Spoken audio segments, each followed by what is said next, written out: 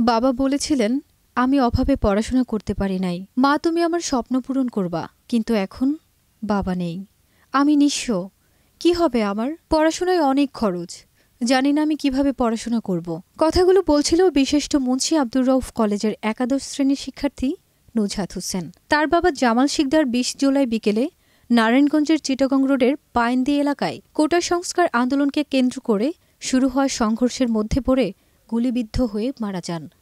জামাল ঢাকায় রং মিস্ত্রির কাজ করতেন। স্ত্রী ও একমাত্র মেয়েকে নিয়ে রায়ের বাজারে ভাড়া বাসায় বসবাস করতেন। তার গ্রামের বাড়ি বরিশালের গৌরনদী উপজেলার শরিকল ইউনিয়নের পূর্ব হোসনাবাদ গ্রামে। সোমবার সকালে ওই গ্রামে গিয়ে দেখা যায় আড়িয়াল খাঁ নদীর শাখা পার্লদী নদীর তীরেই ছিল জামাল শিকদারের বাড়ি।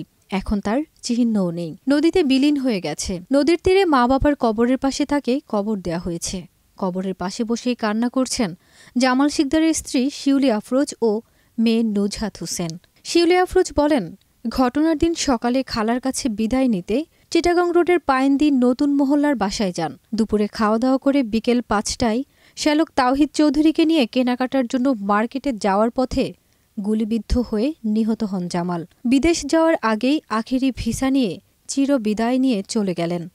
ঘটনার প্রত্যক্ষদর্শী তাওহিদ চৌধুরী বলেন, কেনাকাটা করার জন্য বের হয়ে চিটাগং রোডের ডাচ বাংলা ব্যাংকের কাছাকাছি পৌঁছে দেখি সামনে গণ্ডগোল হচ্ছে। তখন আমরা ফিরে আসার প্রস্তুতি নেই। আমার বাসার দিকে দৌড় দেই। কিছু দূর যেতেই পেছন ফিরে দেখি দুলাভাই গুলিবিদ্ধ হয়ে পড়ে গেছেন। আমি তার দিকে এগিয়ে গেলে আমাকেও লক্ষ্য করে গুলি ছোড়া হয়। কিভাবে আমি প্রাণে বেঁচেছি তা আল্লাহ ছাড়া কেউ জানে না। ফারজানা নিকিতা, দেশ রূপান্তর।